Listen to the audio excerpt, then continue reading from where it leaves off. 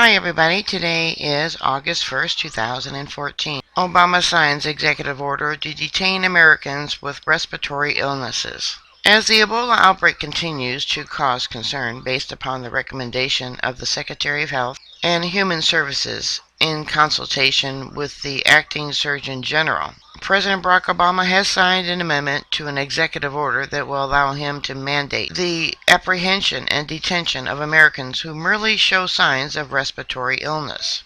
The executive order, now this was signed yesterday, titled Revised List of Quarantinable Communicable Diseases, amends Executive Order 13295 passed by George W. Bush in 2003, which allows for the apprehension, detention, or conditional release of individuals to prevent the introduction, transmission, or spread of suspected communicable diseases. The amendment signed by Obama replaces subsection B of the original Bush executive order, which referred only to SARS. Obama's amendment allows for the detention of Americans who display severe acute respiratory syndrome, which are diseases that are associated with fever and signs and symptoms of pneumonia or other respiratory illnesses, are capable of being transmitted from person to person, and that either are causing or have the potential to cause a pandemic or, upon infection, are highly likely to cause mortality or serious morbidity if not properly controlled. Although Ebola was listed on the original executive order signed by Bush, Obama's amendment ensures that medical authorities can forcibly detain Americans who merely show signs of respiratory illness, with the exception of influenza.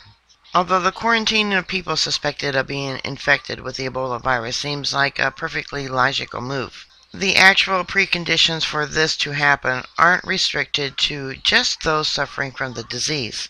The Center for Disease Control and Prevention, CDC, has measures in place for dealing with an outbreak of a communicable disease, which allows for the quarantine of well persons who do not show symptoms of the disease.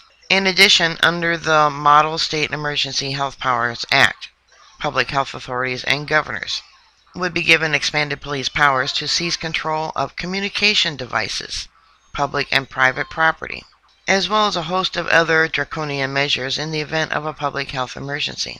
When the legislation was introduced, the Association of American Physicians and Surgeons warned that it could turn governors into dictators. Yesterday, it was reported that Emory University Hospital in Atlanta was set to receive a patient infected with Ebola. But there is two, actually maybe three, that are being transported. Who knows where they're going. A hospital in Germany also accepted an infected patient earlier this week.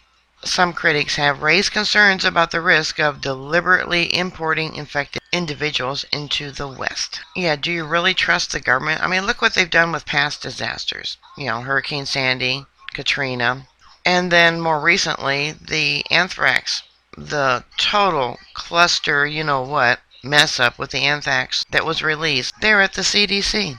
And it was a live virus.